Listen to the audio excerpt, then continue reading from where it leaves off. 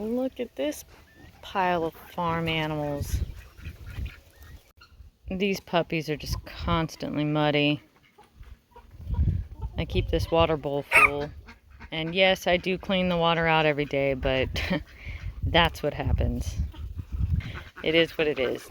I mean, these are farm babies. They're farm raised. Alright, so these puppies are biting at my feet. And the lesson they learned on that is I don't watch out for them. I step where I step and I do this, and if they get in the way and they get a little kick, then it's their own fault. You don't want to trip over these puppies and hurt yourself. It's not good for them to do this with livestock either, because they will get hurt. I'll take that and this. Okay. It's enough. So they're definitely at the age of getting more rambunctious, so that means that I have to be around to snap them out of it. And by the way, you'll notice that I actually use snaps, and that is something that you can carry forward as well. But they know that me snapping or stomping or saying ah, see, they know that I'm telling them that they're not doing the right thing. So yeah, I do start out with swats on the butt. Hey, And they learn their lessons quicker with that. And it means that I can then convert that to a simple snap, and they stopped. You do have to think of your puppy as being at boot camp for the first 6 months. So, I mean, you're going to do a lot of telling them what they cannot do, and that's okay. I know the internet says that puppies are not ready to be trusted until 2 years old, and I thoroughly disagree. If given proper discipline training in those young first few months, then you'll have a perfectly good, well-behaved guardian on your hands. Your livestock will be safe. And that's a big part of this discipline that I'm putting them through, is the sheer fact that in some ways, you know, you're showing them how to stay safe with livestock. Obviously, chickens are not going to cause any sort of threat, but for the safety of the livestock as well. Because these puppies can also dish out some pain if they really wanted to. And by the way, let me also mention shock collars. Shock collars are also a very effective way to get your puppy in line. And if your puppy is becoming very playful, then sometimes giving them a little pop is hard to do because, well, they're just faster than you. And shock collars very quickly solve problems. I know some people have a thing against shock collars. They think it's somehow some sort of abuse. But again, for the sake of your puppy and the sake of your livestock and their safety, fast lesson learning is a good thing. It'll get you over some serious headaches. And here's something to remember. You know, if you end up with a livestock guardian who is completely out of control, has no discipline, and remember, these are stubborn dogs. But if you end up with a dog like that because you just never gave them real discipline, well then, at that point, you might find yourself rehoming your dog. Rehoming these dogs often ends up in euthanasia. You may find a new home for them, but all you've done is taken your problem and given it to someone else. And then they're going to go through the same problems, same headaches, and unless they understand real dog discipline, well, they'll rehome the dog as well. And usually the problem just cascades from there, and then you end up with a dog who really can't go anywhere, and euthanasia ends up being the solution for somebody along the road or along the way. And you don't want that to happen. Nobody wants that to happen, but these are real truths. Now, sometimes it's actually good to reprimand a puppy without you being the source of the reprimand. So, like, for instance, a shock collar. They don't know that that came from you. These dogs are smart, and what can happen is you reprimand your puppy, and they know they're not supposed to do it, but they make sure to do it when you're not around.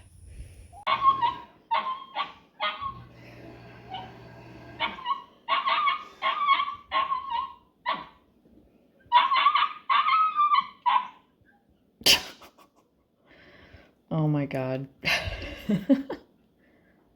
Get him, Lefty.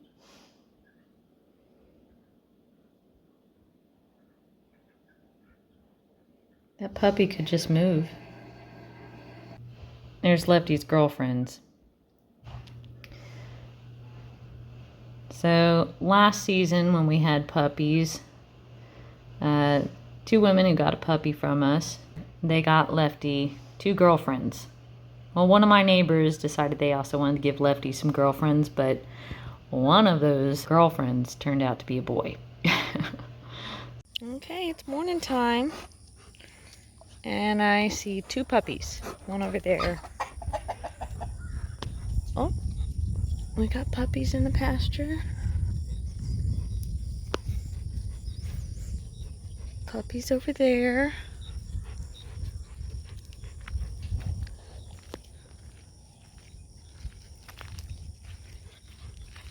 Yeah, we got 2 puppies in the pasture there.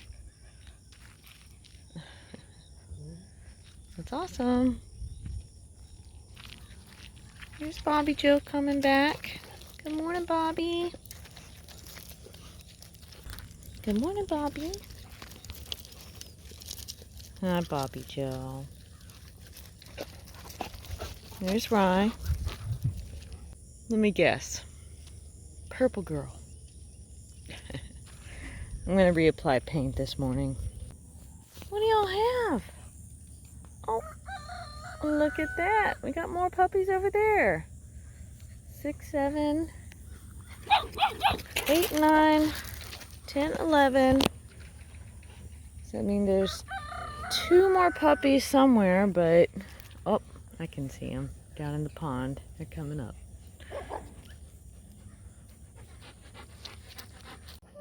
Okay, so here's Miss Hilda here.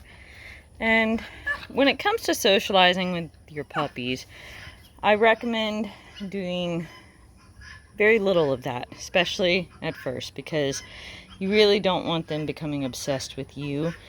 If they become obsessed with you, then, well, you've got a problem on your hands. You want them to be more interested in the livestock they're supposed to be guarding. And if they're super excited about you, then, well, their energy and attention is going to the wrong place. Now, of course, you do want to have some kind of socialization with your puppy, but not all the time. Again, as I've said before, never high-pitched, never high energy. So let me give you an example of how to properly socialize.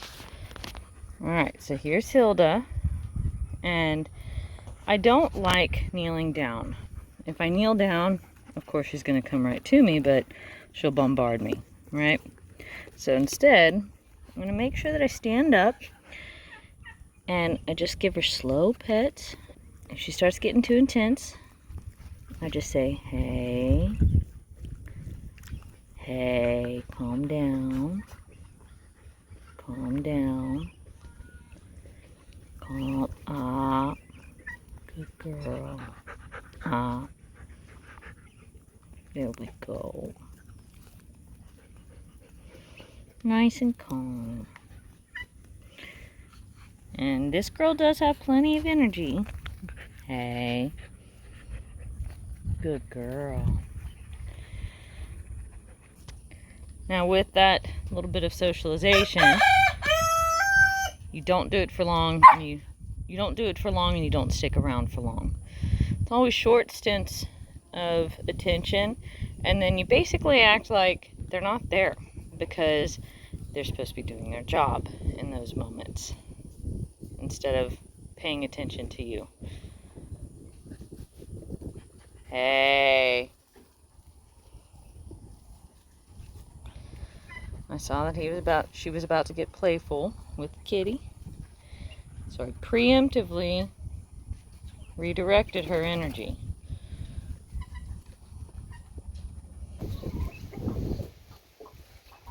So whenever we slaughter, we do retain the bones sometimes, and we'll give those bones to the dogs so that they can have a bone to chew on. Of course, it's good for their teeth and everything. And so I got a package of bones out for the dogs, and that's what this little one's gnawing on. And she's doing a good job of not being aggressive towards the chicken. That's a little yellow girl. She is possessive over it when these little guys come around, which is expected. That is expected. When she gets a little too ferocious, though, I will take it away. It's really best if you're going to give your dog a bone. If you've got multiple guardians, everybody needs their own bone.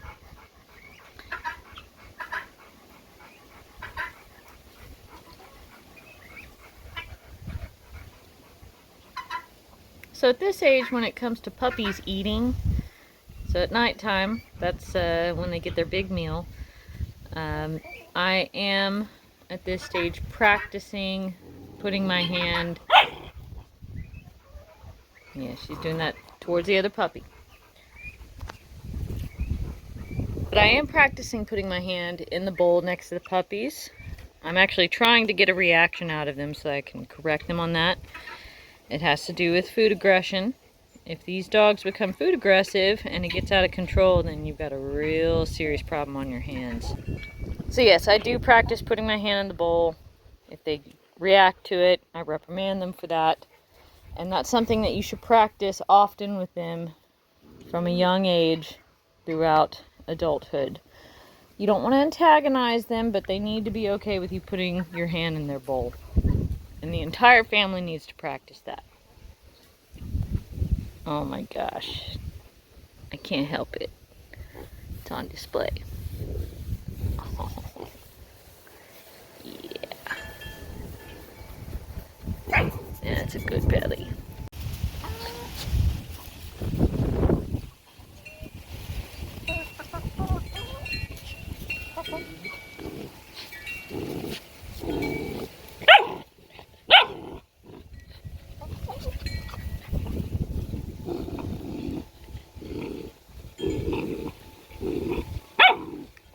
Hey. Hey. Enough.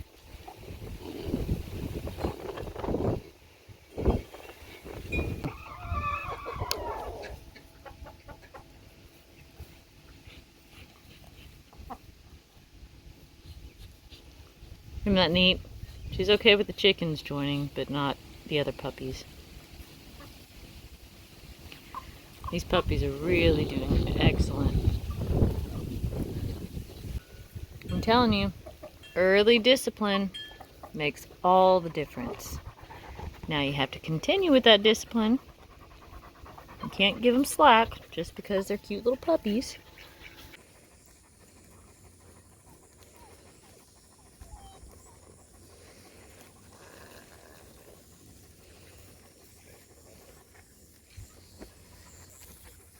Got a couple Bobby Joe babies with us.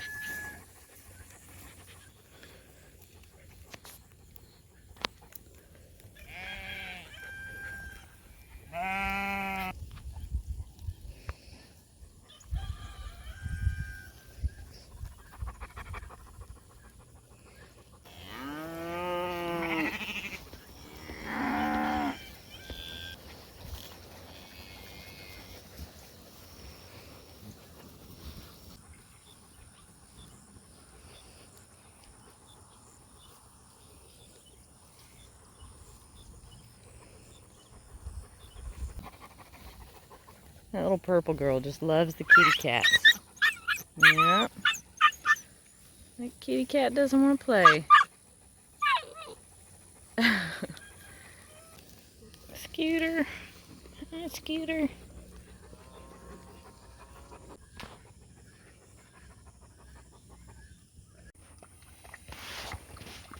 That's a Maremma for you. A ladybird.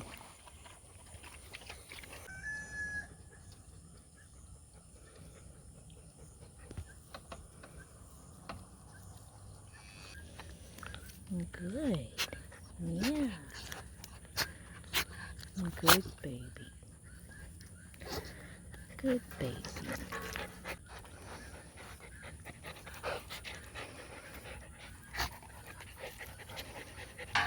Hey. Good babies. So the spot in between their two front legs on their chest, they love it. I think most dogs do. And so one way to pet your dogs and get a good lower energy reaction from them is by scratching that chest area. It's like it makes them just pause. Hey.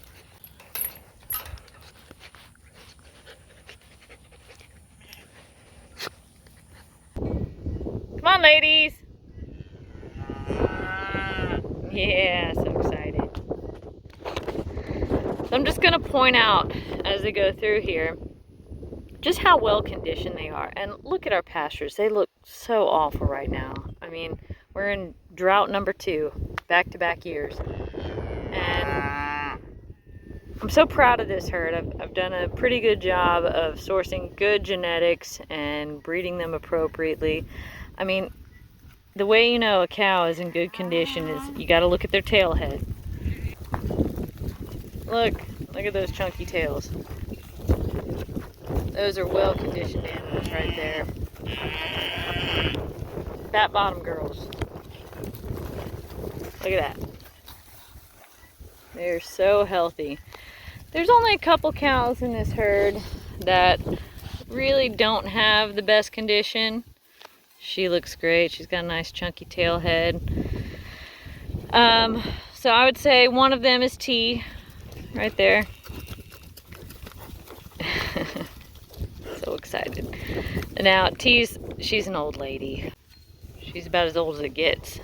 So there's that. And then the other one is Heidi, and she's a coal. So here's Heidi. She's just bony. Now she's not emaciated.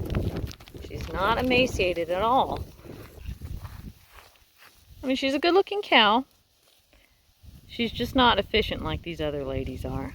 These girls can eat just a couple mouthfuls of food and they gained weight, but not Heidi. Look at these gorgeous cows. There's Leah. See, let's look at Leah's chunky butt. See, it's almost like they got fat rolls at their tail head here.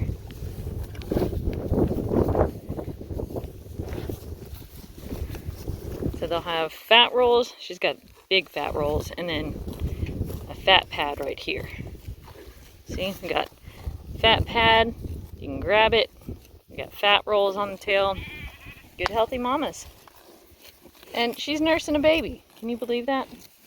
All right, look at the babies. Come on, little ones. I did reapply paint on these puppies, but it just wears off so fast. There's orange, there's red, that's purple over there, and that's yellow. The rest of these babies are all little Bobby Joe babies, and they will be getting their paint very soon, so you'll see that in the next video.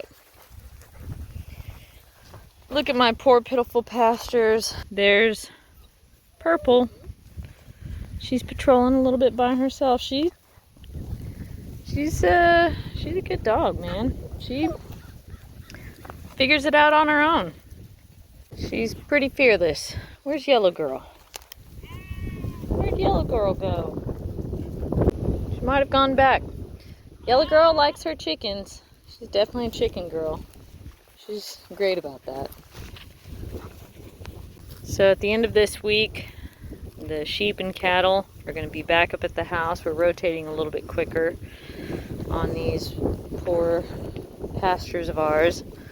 That'll give Bobby Joe's babies a better chance to have some constant access to these livestock. Marigold's puppies are definitely going out into the pastures with their parents a lot in the evenings. I wish I could catch it on camera for y'all. Of course, Bobby Joe's babies, they're a bit younger, but they'll start doing that soon enough. Look at little purple girl. It's awesome. With these puppies not wandering off by themselves, that doesn't mean it's a bad thing. It just gives me a general idea of what these puppies are really good at. So she is obviously pretty good at patrolling. So patrolling the boundary lines of the property, sniffing it out, making sure everything smells secure. I think most of these puppies in this group are not going to do as much of that patrolling, and that's totally fine. You know, different people have different needs based on the type of livestock they have, the type of property they have, and so these are the types of things that help me to place these puppies in their appropriate homes and make good recommendations for people.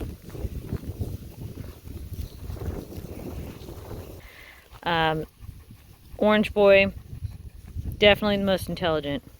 You can see it in his eyes. I see it every day more and more. So he's certainly going down the path of being in the intelligence box. Good all-around boy. Little red boy here. He's got a cute personality too. He's a sweet one. Here's the other thing I really like about Orange Boy. He looks so Maremma. I mean, Maremmas all look Maremma, but there's some specific physical characteristics that just scream Maremma, and he is about as perfect as it gets when it comes to some of the just physical features of a Maremma. His long snout, his almost almond-shaped cat eyes, that's a very Maremma thing. Whereas the Pyrenees have a little more of a droopy look to their eyes. It's a Bobby Joe baby.